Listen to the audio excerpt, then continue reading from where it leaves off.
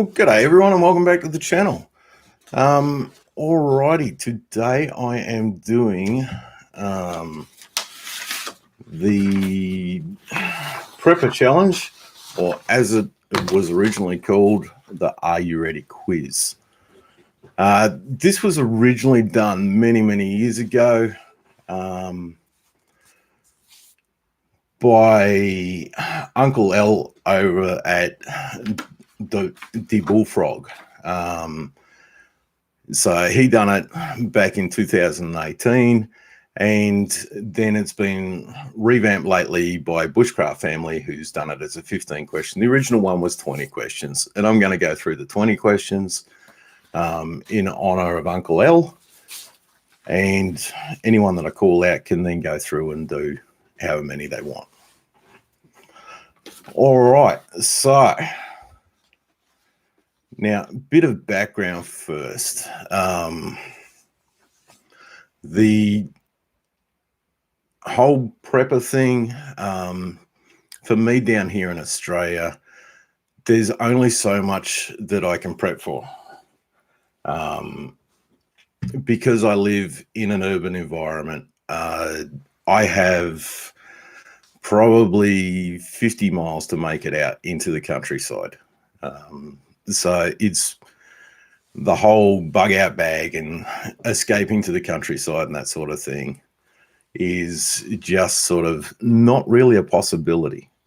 So what I prep for is stuff going wrong, which has happened plenty of times. Probably about 20 years ago, we had a gas line explosion and the gas was cut off to the state for many years. Many weeks. We had a couple of months without gas. So, these things happen. Power outages happen. Thanks, Paula. These sorts of things happen. You lose jobs. You get sick. Again, these things happen. So that's the sort of stuff that I prep for. You can't just disappear into the Australian countryside. It doesn't support life unless you are set up to do it. If you move out into the countryside, you have to have water here in Australia, and it's not as common as it is in the United States. We don't have as many wild areas as you do in the United States. So there's just a little bit of preference to the way I look at it. All right, let's start with the questions. How much water do you store for a year? How much do you have on hand? That's something that I'm really short on. Because I live in a rental property, I can't put water tanks up here. So I can't alter the structure. I can't put water tanks in. So what I've got to do is store water by buying bottles and that sort of thing. I can have barrels that, should something happen, then I can quickly throw in some barrels underneath downpipes and that sort of thing. So, adding to it's a possibility. What I've got on hand, I don't have enough on hand. So I need to lift my game there. I've probably got a couple weeks of water on hand. But not super amounts of it. All right. Do you have a method of purifying water? I don't have anything physically on hand, but I do have the knowledge to do it. I can build a solar condenser still setup and run it through a still setup. I can run a filtration system, things like that. I have the knowledge and I have the parts sitting around. So I have the ability to do it. I have the knowledge to do it. I don't have anything on hand to do it. How much long-term food do you store? How much food supply? Long-term food, that has a bit of a misnomer out in the prepper community. They think of MREs and 25-year food as being the only thing in The only thing that's long-term food, things like you've got basics that will last a long time. Flour will last a long time. White rice will last a long time. If you take a bag of flour, your bag of flour is going to be good for 5 years. If it's white flour, if it's brown flour where it's got the hulls still in it, the oils in it are going to go rancid over time, and it's going to go off. Noodles will keep forever. I mean, how many times have we got a packet of spaghetti and you don't know how old that packet of spaghetti was because it was in the back of the cupboard? It's still good. It's not going to go off on you. So I have plenty of things like that. I have the spaghetti, I have the flour, I have sugar, I have salt. They're things that aren't going to go off. They're not going to go off readily. And so I've got hold of those, and I keep that on hand. I don't keep a box of MREs because basically I don't like MREs. I don't keep a bunch of freeze-dried food. It costs a fortune. If I had a freeze dryer, it would be a different story. I do have a dehydrator, and I do dehydrate food. So, I keep dehydrated food on hand. Basic food supply. Look, I actually keep a couple months for me and everyone else in the family. So the boys, I've got a couple months of food for them. I've got a couple months of food for the chickens. Why? Because I don't like people and I don't like going to the shops. If I've got a couple months of food on hand, I don't need to go to the shops. At the moment, I'm actually not buying much in the way of food at all. I've got the garden producing. I've got the girls are producing eggs out the back. So most of my meals are coming from on the property. I don't actually need that much food outside of it. Staples, that sort of thing. A lot of my protein at the moment is eggs. I'm getting 2 eggs a day, so I'm not actually going out and buying that much food. All right, next up. Do you have a way to procure food and process it? Now, this one got changed in the new one into just, do you have a way of procuring food? Procuring food is no good if you can't process it. It's all good, Homer. Don't worry about it, mate. So procuring food is no good unless you can process it. So that's your dehydration. That's canning. That's salting things down. Things like that. So you need to be able to do that. Look, I can, so I can can. If the gas goes out, I've got alternative means of heating a canner up. I've got a dehydrator, which is fine if electricity's running. If it's not running, I'll set up a solar dehydrator. It's not too much of a hassle for me to do that. So unless it's not just a matter of getting the food, it's not just a matter of saying, hey, I can go hunt food in the area I live in. Once you hunt it, what are you going to do with it? Because if you can't hold that food, then you're not going to be able to, it's all well and good saying I can go and hunt, but what are you going to do? Drop a deer every 2 days? Because otherwise the meat's going to go off. You need to be able to save that food. It's very important. All right, next up, who are in your crew, or what people have you got to rely on? For me, at the moment, it's my kids, because they're not too far away. So my kids are a big part of, if anything goes wrong, I want to make sure I'm looking after the kids and they're around here and they can help me to look after things. If eventually I get out of the country and get to the States, well, there's going to be Dana and her family. So, that's pretty much my crew. And the other important thing is when you're in an urban environment, get along with your neighbors, talk to them, knock on the door. If you've got some extra vegetables or something like that, give it to them now. Make those friends before things go bad. That way you never know when there's something that goes wrong, you might need something that they might have. They might need something that you might have. So look around you. Don't make enemies where you live. Make friends where you live. And that's the way to get through things. Question 6. Do you own a, shall we say, freedom stick? No, I do not. I live in Australia where you have to be licensed to own one.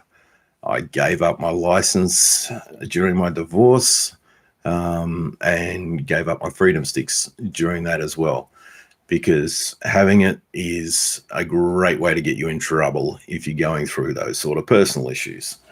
I've never got around to getting it back. And, in Australia, having a freedom stick isn't free. If you try and use it for self-defense, there was a guy here who used an unloaded 22 because we have to keep the freedom stick and the freedom seeds separate. That is a requirement under law. There's a guy here who used an unloaded freedom stick to keep someone who broke in his house away from, to hold off someone who broke into his house. He actually got in trouble for it. He actually got arrested for it, and it was unloaded. So, he had all of his freedom sticks taken away, and that was that. And he ended up going to court over the matter. Here, because you've got to store them separately, then it becomes, if you've got it loaded, you are doing something premeditated. So that is a bad thing. We do not have the right to defend ourselves in our own home down here. No, America has got the fortress doctrine or the castle doctrine. We don't have that here. You are supposedly able to defend your home, but if you have in any way planned to defend your home, that is a bad thing. You can face jail time for it. Okay, do you have a bug out bag and survival kit? I don't have a bug out bag. As I said, I am looking at 20 miles through neighborhoods to get somewhere. So unless my car's running, how am I going to get somewhere? My car is a typical tradie / someone who goes out bush sort of ute or truck, as you guys would call it. So, for me to get anywhere if things went bad, then the places I'd need to go are just too far away to make it on foot. I mean, it's 3-4 hours driving time. So yeah, I'm not going to make it on foot. I do have stuff sitting in the car. It's always in the car. I go camping in my car. So it's all sitting there. A bag itself would not be beneficial to me. The other thing is, do you have a survival kit? Things that are always in my pocket. My little 2-blade knife, which again, carrying this around is illegal here in Australia.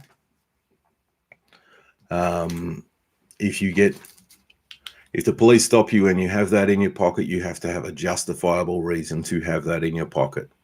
And that is a little 3-inch folding pocket knife. Other things always in my pocket is a lighter. So I can always start fire and I can always cut something. I'm the sort of guy who can, from there, I can take care of it. And no, Paul, I'm not kidding you. If the police ask me what I'm doing with a pocket knife, I need to have a justifiable reason, and the justifiable reason is not mandated by law. That comes down to the police person's interpretation of it. So yes, if they think you have a justifiable reason, you're okay. If you do not have a justifiable reason according to that police person, then you are in a lot of trouble. So, yes, it is awfully fun down here. All right, do you have a bug-out vehicle? As I said, I've got my car. I also have a push bike, which isn't in great working order. I really should fix that up, and also spend some more time on it because I need to lose a bit of weight. So yeah, there's ways of bugging out, but the question is, how are you going to do it, and where are you going to go? For me, I really need that car to do it. So yeah.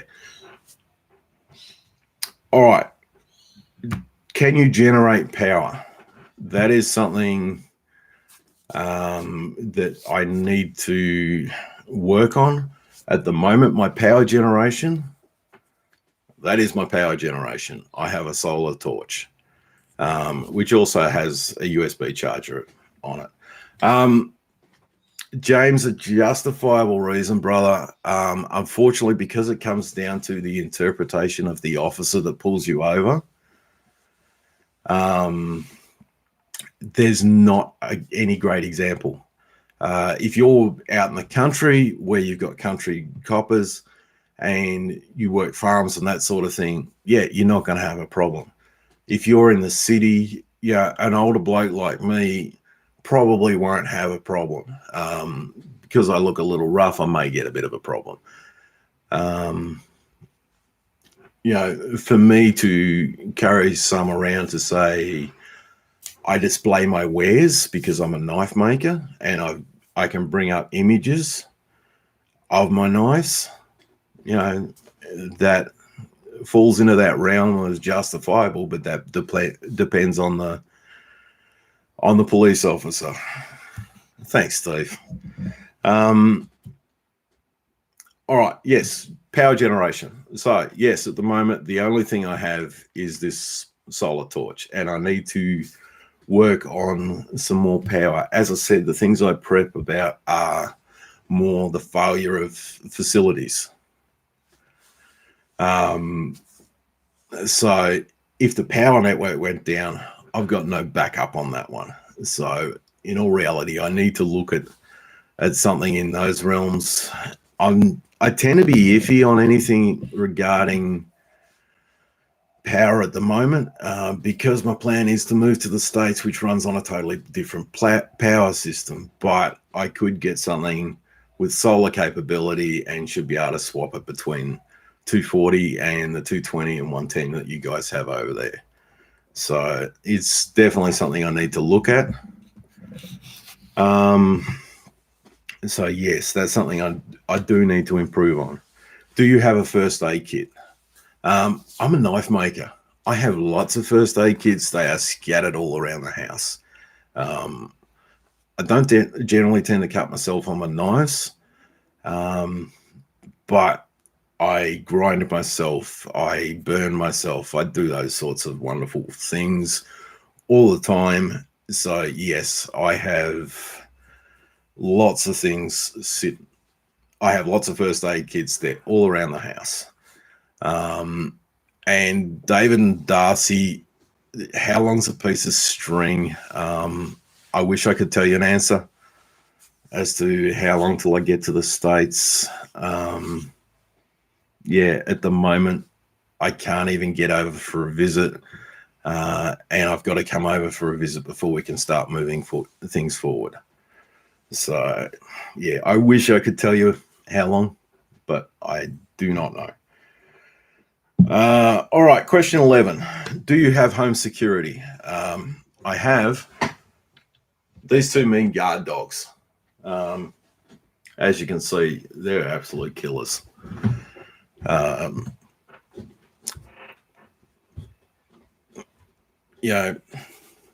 got them. They do warn me about anyone coming.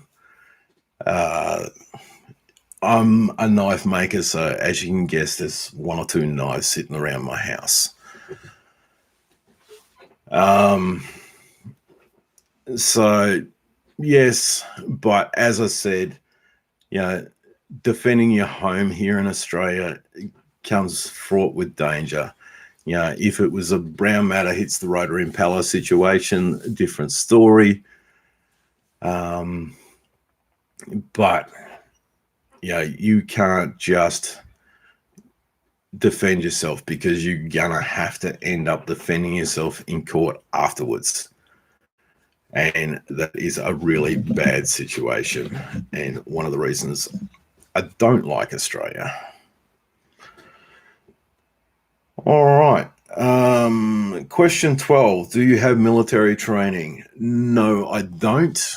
I did apply for military back when I was a young fella, and they told me I was too crazy.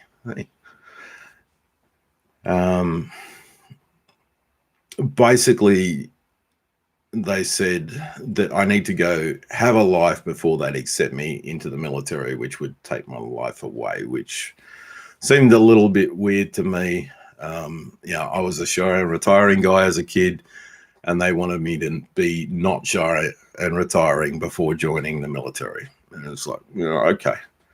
So that did not happen, and I don't have military training. I do know how to use a freedom stick. I know how to use it fairly well. I know how to shoot a bow. I've done self-defense. Thanks, James. So I've got a bit of knowledge about defending myself and that sort of thing. I've hunted and all that sort of stuff. But no formal military training. Do you have medical training is question 13. I have first aid level training. I don't have anything above first aid level training. I'm up to a certificate 2 in first aid. So your basic sort of aid after an accident stuff, your CPR, all that sort of thing. I am current on that, but that's as far as it goes. And in all reality, how much training do you need to put a bit of gaffer tape on a car? Question 14, can you swim? I can swim. I am not the world's most competent swimmer. If I'm in a life jacket, absolutely no dramas. If I'm swimming free, then not super great. I can swim for short distances, but I mean, there's sharks in the water. I don't want to get in it.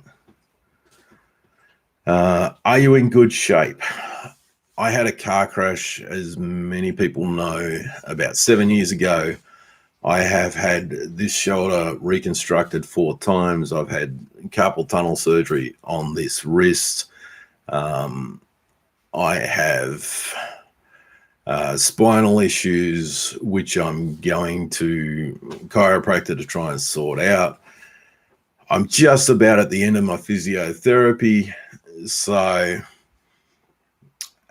for a bloke that's batting on to 50 years old and been through the wars like I have, I'm in a pretty fit state. Don't ask me to run a marathon, because it ain't going to happen. But yeah, look, I get by and I do what I need to do. Am I in good shape? Well, a pair's a great shape, isn't it? All right. Do you have manual skills, real world work with hands? Let's see. I'm a blacksmith. I'm a knife maker. I'm a qualified carpenter. And lots of other little bits and pieces. I'm a gardener. I've hunted. I've trapped. I've done all sorts of weird and wonderful things with my hands, and chances are, if you've got something, I can turn my hand to it. I've relied on my hands to make my living for pretty much my whole life. That's partly why the body's so beaten and battered. So yeah, I think I might have a real world skill or two. All right, question 17. Do you have a current passport? I do have a current passport. I just can't use it at the moment, which is absolutely killing me. And I know it is killing Dana as well. At the moment we can't get together because the government won't let me out of the country, even though I own a passport, even though I have my electronic visa application. I was supposed to head over to the States in April of 2020, and as of yet we still don't know when I'm going. My flights are no longer booked. I now have a flight credit with United instead of flights because they won't actually book anything at the moment. So yes, I have a passport, but no, I can't use it. Do you have monetary reserves? Yes, I always tend to carry a bit of cash around. I don't carry a fortune in cash. I don't carry silver rounds. A lot of preppers in America carry silver, and they think silver will be a secondary economy. Here, silver is not seen in the same way as it is in the States. If things go really south, we do have to have a passport to go to New Zealand, Paula. And at the moment, we can't get to New Zealand. Either they cancelled the. We had a free trade of people between, but they've cancelled that. All right, monetary reserves, silver, yes. As I said, a lot of preppers in the States think of silver as a secondary economy. Anything only has the value that somebody will assign to it, and that includes your real world cash too. Your cash only has the value that someone will assign to it. So if you're looking to buy something, you can only buy what someone's willing to sell it for. The same goes for silver. And if things go really south and someone's starving or people are starving, are they gonna give you food for silver? Probably not.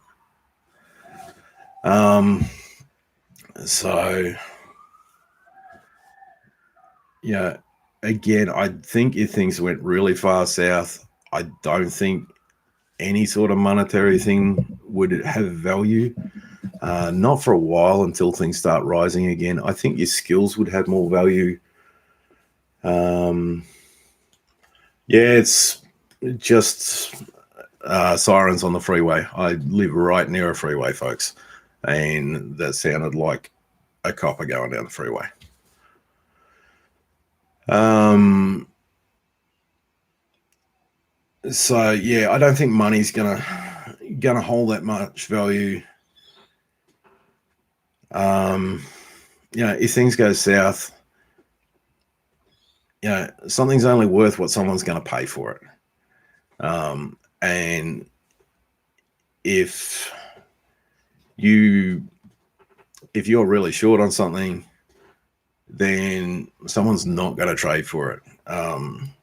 Alcohol and tobacco, bushcraft family, they're good ideas. But sort of if things go really south, a while after they've gone really south, most of the people aren't going to be craving the tobacco the way they are at the moment. The way I am at this second, because I don't do certain things on YouTube. Um,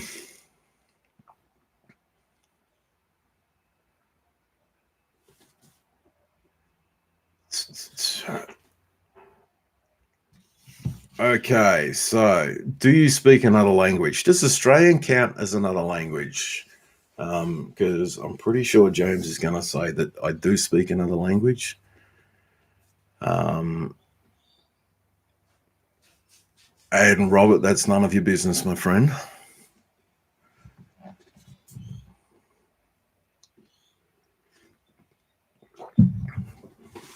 She has a honeydew list a mile long.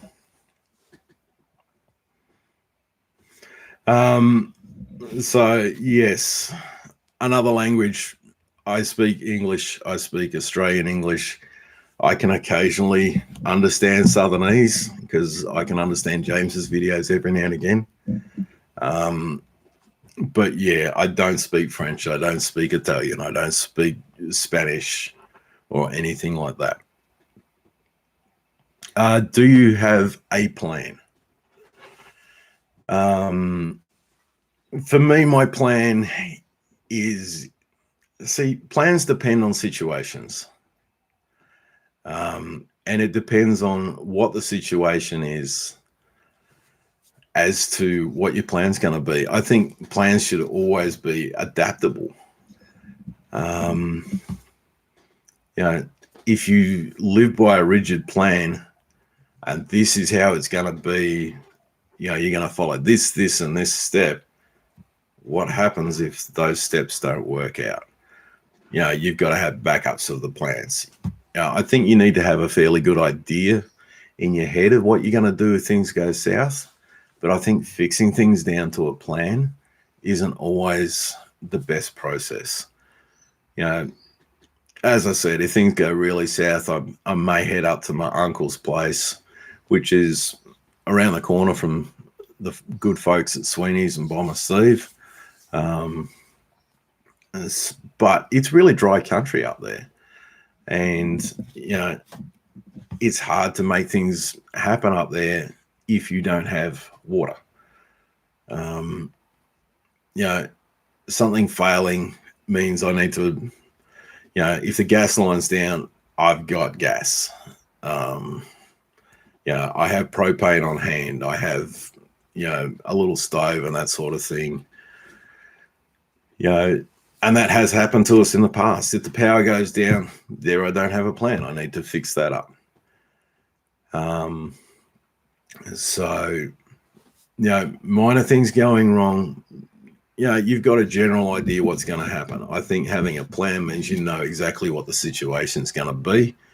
And I don't think any of us know what the situation is going to be at any particular time. I think 2020 taught that lesson pretty well to everyone. Whoever thought there'd be a run on toilet paper? That is something out of bizarro world that no one ever thought was going to happen, that the most wanted commodity in the whole world, and I mean the whole world, was toilet paper. And really, if you've got water and a face cloth, you can get by without toilet paper, folks. So I think plans lock you into situations, and then you struggle if you're bound and determined to live by that plan. How are you going to get by without that plan? So I think you need to be adaptable, and I think plans tend to lock you out of that adaptability. So for me, plans aren't the way to go. I think having a bit of flexibility, having an idea of what you do is all well and good, but until you know the situation, I think you need to have that adaptability and make the plan when the situation happens. All right, that is pretty much my run through this.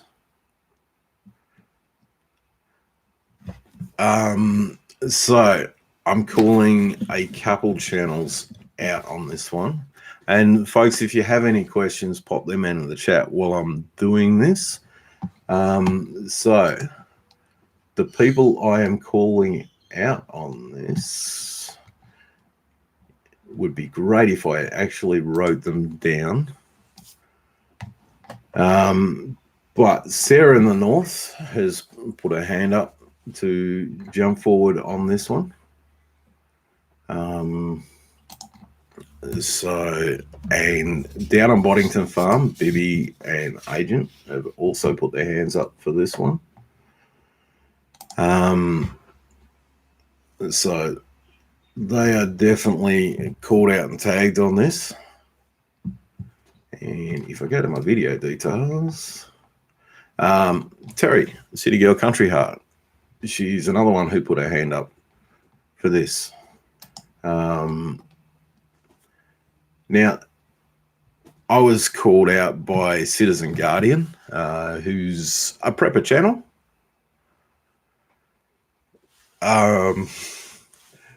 And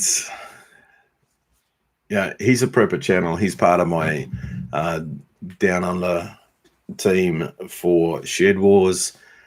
So great guy. I've spent a fair bit of time talking to him.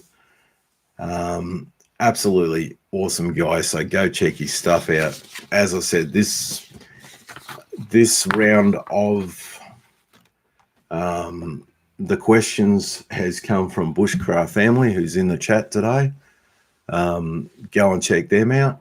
And also, it was originally started by Uncle L over at The Bullfrog. Go and have a look at him. Some wonderful channels there. Go and have a look at them. And yes, Sherry, that is the famous dog sitting behind me. That is Bobby, my herding boy. And that is Dusty, who pretty much just does the affection thing.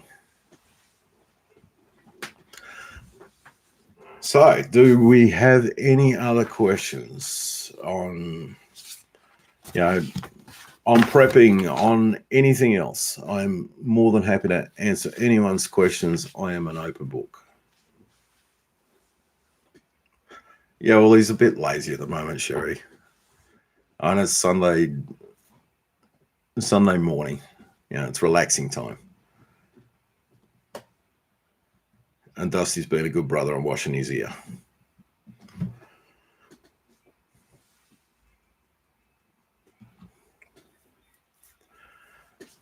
I am moving to Georgia, Jules. That's where Dana lives.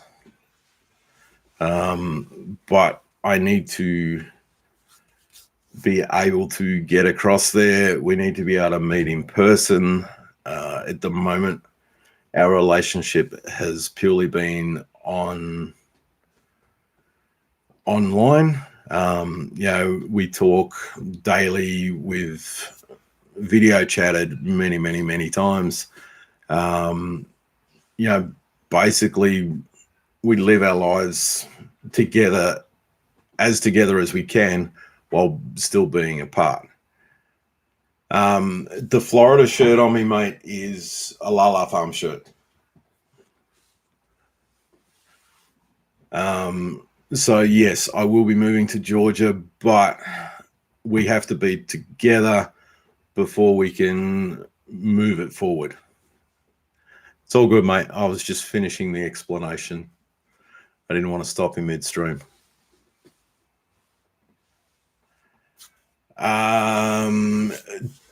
The Bullfrog. It's DIEBULFROG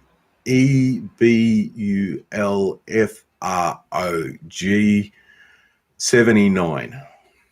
Paula.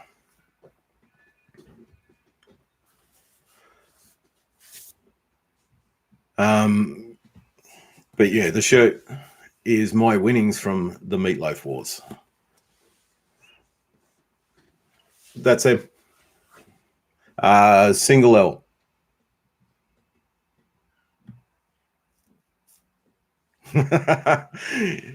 Yes, James, we will be reunited again, my brother from another mother.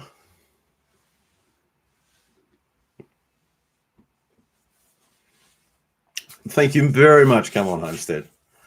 And I do try and put out the content that people are going to like. At the end of the day, my content is based around what I do. It's what I do in my day-to-day life. It's just showing people a little bit of who I am and what I'm about. As I've said many times that my channel was started in part because of my granddaughter. I lost my grandparents fairly young. My children did as well. And I want to make sure that there's always a record there. So basically it's showing her who I am as a person, showing her what I stand for, showing her what I do. So I want to be able to have that as something that, she can look at as years go by, whether I go early or not, I want to be able to have that. D&D Homestead are in Alabama, just across the border, Sherry.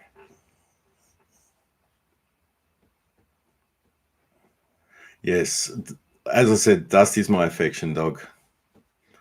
He will sit and get patted all day long.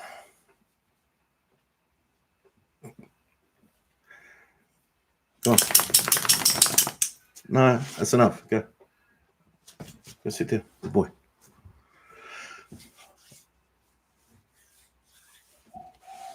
Dana's up in the northeast. Come on.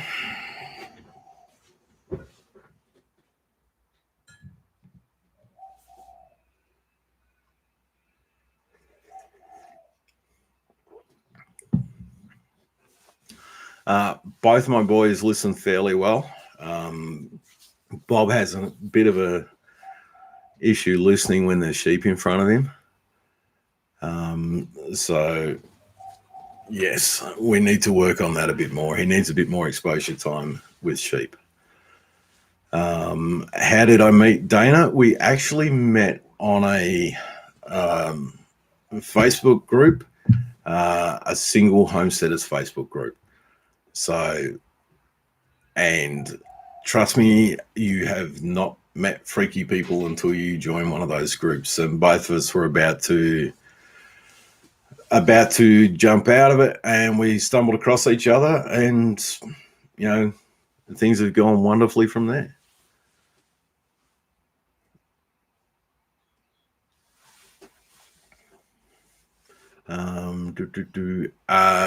It is a dove, a native Australian dove that you're hearing, Paula, that hooing sound.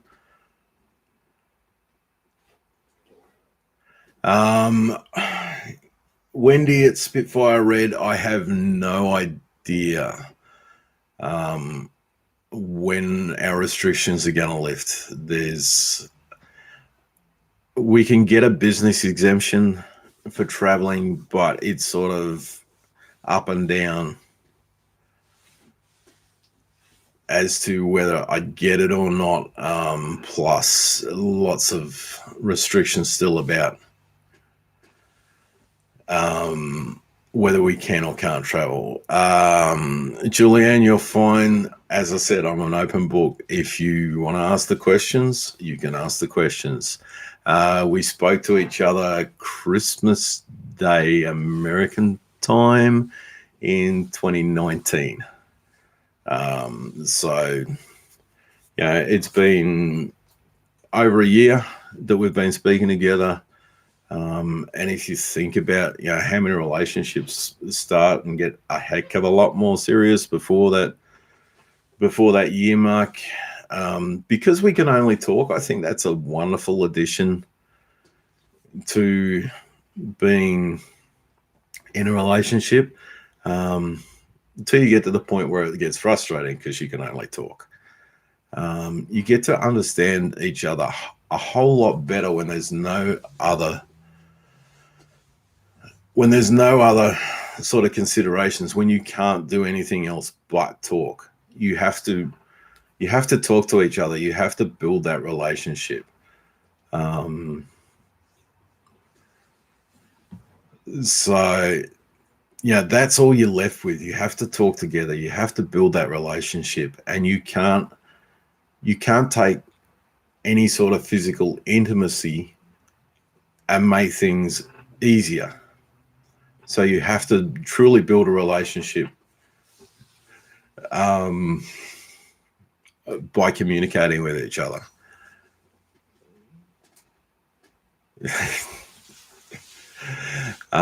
Yes, I don't remember dates, but you keep reminding me of that one, Dana. I am actually the world's worst person with dates, and most dates I deliberately forget because I don't want to remember them. For instance, someone that's past birthday or when someone passed, I don't remember them.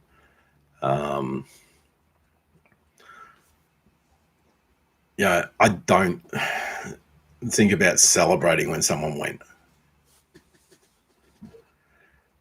Wet food explanation, my friend. Bit more information, James. That one doesn't make sense to me. Very good.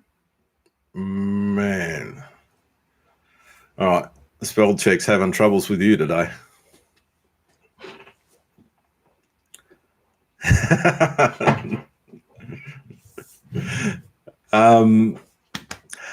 I think there will be a little bit of talking, Dana. Yeah, there is a car ride back to your place.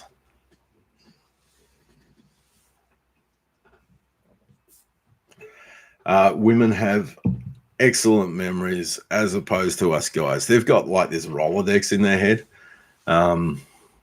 where if you do something wrong, they will remember it. They'll remember the date, the time, and they've got notes on it. Whereas a guy trying to remember a female doing something wrong will go, there was that time that you stuffed up. I don't know what it was or when it was, but you did it. Yeah, we aren't good at remembering that stuff. Whereas women are excellent at it.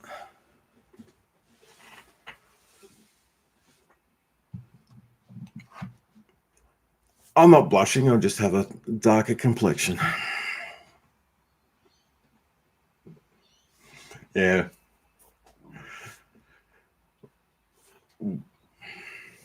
Women do nothing wrong. Mm-hmm. Sure they don't, Crystal.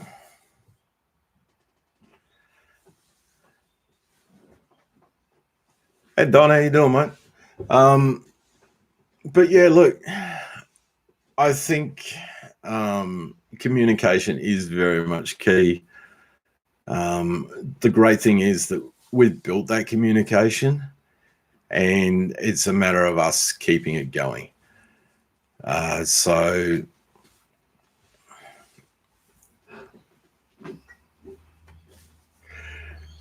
yes, I know you don't use the term stuffed up, Dana.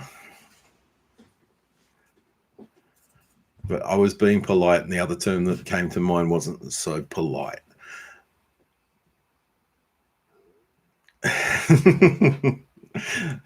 Thanks, Paula.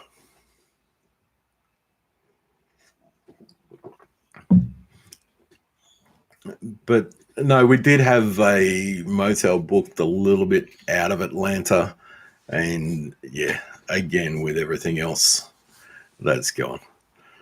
But yeah, I think communication is very important. We've had to go through 12 months where all we can do is communicate. And I think that's not necessarily a bad thing. We're both at the point now where we want to do stuff other than communicate. We want to be able to spend time together. We want to be able to hold each other and that sort of thing. It's hard to relieve the tensions when all you can do is communicate. So that does make it a little tough for us. Yes, snuggle Julianne, but not necessarily in a biblical way.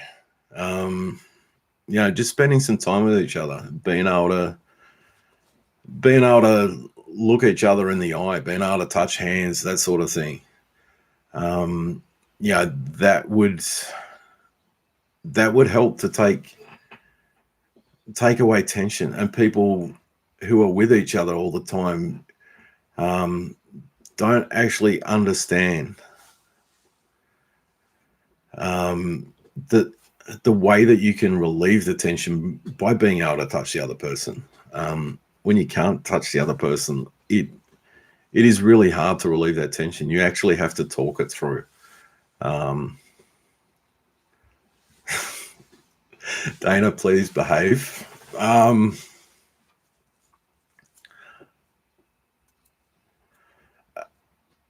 right, you've absolutely made me lose my train of thought. Thank you very much, dear.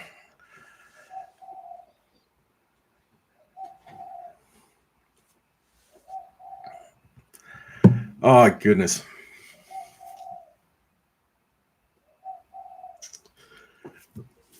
All right. I have absolutely lost my train of thought. My goodness gracious. Has someone got a question, please?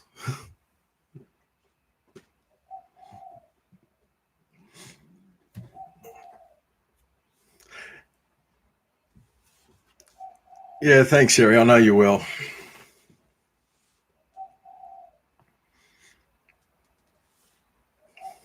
And you're all enjoying the suffering. Yeah, thank you very much. Oh, my goodness.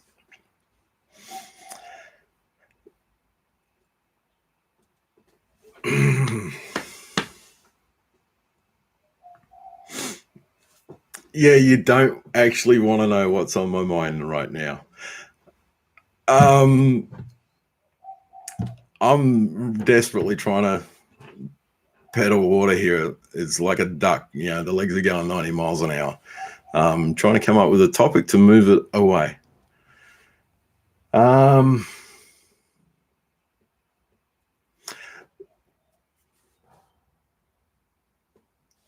James, that doesn't help. Terry, thank you.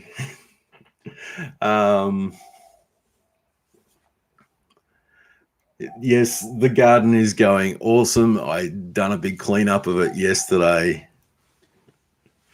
to start a compost bin. Hey, Nettie, welcome aboard.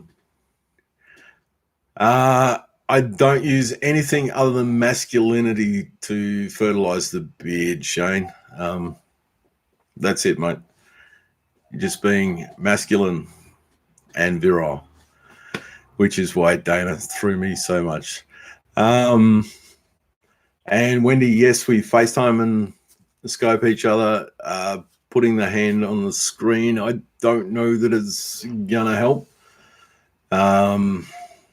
It's not the same as being able to actually physically touch. And Paula, please keep it away from that topic. Plans for the forge. Yes, I need to get out there and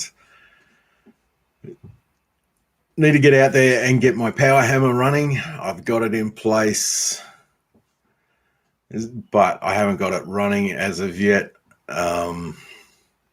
And yes, that will certainly be going with me to America, as well as these two boys. First thing to do was to make sure that the lads can come with me and their family. So they need to be able to go across with me. That is highly important that, the family can come with me. But yep, the forge will head across with me. I'm probably gonna have to change out a few things. My grinder, my power hammer, there will need changes of motor so that they can run on American power. Crystal, no, it's not hard for a dog to go from Australia to America. All we need to do is get a rabies vaccine. Apart from that, they fly over, you pick them up straight off the plane.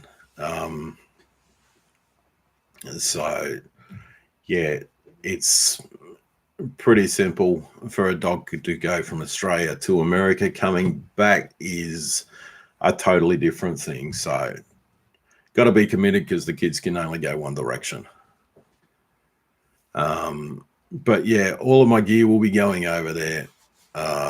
That's a big part of our plan for the future, is to set up the forging part. I don't know what an Australian accent sounds like to a dog. David and Darcy, we will find out. If they get funny looks from the American dogs, we will find. No, they don't have to be quarantined, Terry. They can just hop straight off the plane. Steve, I'm not sure that I would ever do Forged in Fire. I know you would fanboy over it. How about I just make your knife, mate? Wouldn't that be better?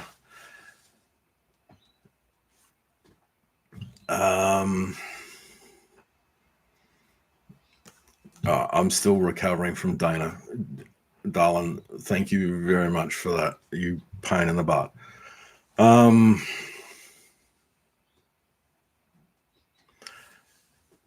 Yes, we don't have rabies. That's why we don't need to quarantine. We only need to get the rabies vaccine, which is a mandatory requirement. Shane, you won't be buying a knife off me when I get there. Trust me on that one.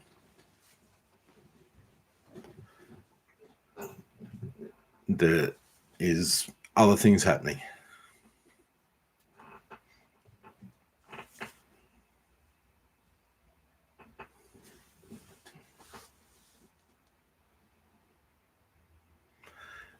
For those who don't know, Shane is a big part. Shane from Kinfolk Farmer, Georgia, is a big part of why I'm on YouTube. Him and his son-in-law are the ones who pushed me onto YouTube. Travis from Homesteading the Right Way and Shane from Kinfolk Farm are the people who told me that I need to jump on. They're the ones who pushed me there. So yeah, Shane, I can guarantee you will not be buying a knife from me. Let's just leave it at that, and you can work out the other part of that. There's other people who also will not be buying a knife from me. Thank you, Paula. And Paula, can you make sure you put your own channel up, because you don't do it unless you're told to?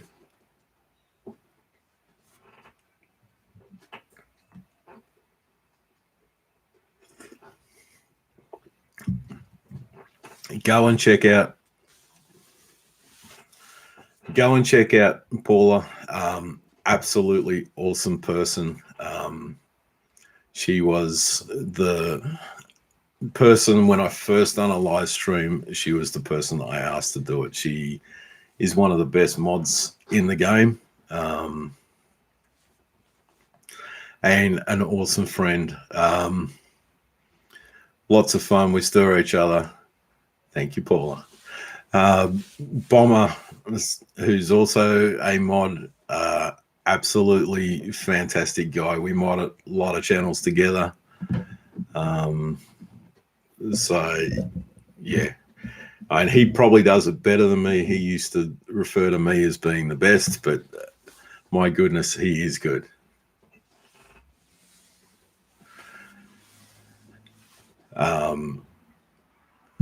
All right, we're pretty much up to the hour point, folks. I need to call Dana up and have some words after that comment that she's dropped before. and made me look like such a fool. Thank you, darling. But thank you very much, everyone, for coming by. It means a lot. Yeah, so many of the people who are here are actually friends, and that is just such a wonderful thing, and that is something I never expected when I started doing YouTube. So yeah, it is absolutely awesome to see you all, to chat with you all, and to just to spend time. All right. Well, again, thank you very much to everyone for watching, and bye for now.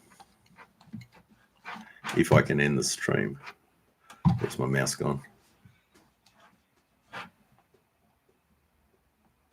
All right. All right, everyone.